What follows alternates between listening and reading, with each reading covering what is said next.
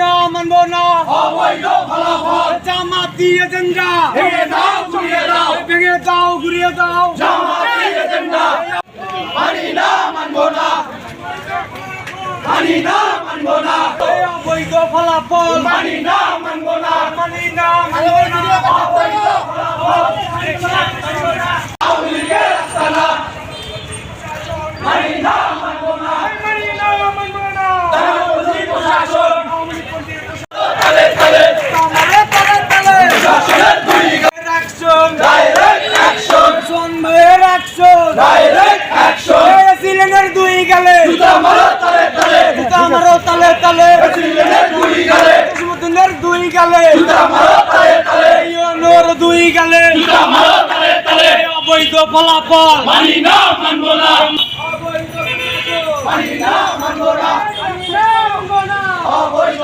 প্রশাসন direct action জামাতি agenda direct action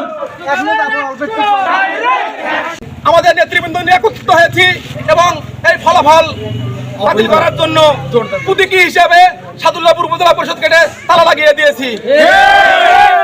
আগামী 2 দিনের মধ্যে ফলাফল পুনর্বিবেচনা করে আওয়ামী লীগের দোষকদের বাদ দিতে হবে।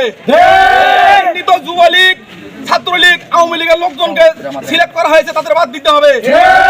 এই জামাত ফ্যামিলি কার্ডকে প্রশ্নবিদ্ধ করার জন্য নির্বাচনের সময় থেকে আজকের দিন পর্যন্ত বিতর্ক সৃষ্টি করেছে।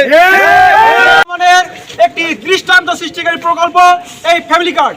এই ফ্যামিলি কার্ডকে প্রশ্নবিদ্ধ করার জন্য আওয়ামী প্রশাসন এবং জামাতি এজেন্ডারা বিভিন্নভাবে ষড়যন্ত্র চালিয়ে যাচ্ছে। নমুনা স্বরূপ আমাদের এই উপজেলার যে ইউনো ছিলেন তিনিও জড়িত রয়েছেন। অতি শীঘ্রই এই ফলাফল বাতিল করে নতুন করে ফলাফল ঘোষণার জোর দাবি জানাচ্ছি। আগামী 2 দিনের মধ্যে যদি এই ফলাফল বাতিল না করে নতুন করে ফলাফল ঘোষণা না করা হয় তাহলে আরো কঠোর থেকে কঠোরতম কর্মসূচি ঘোষণা করবে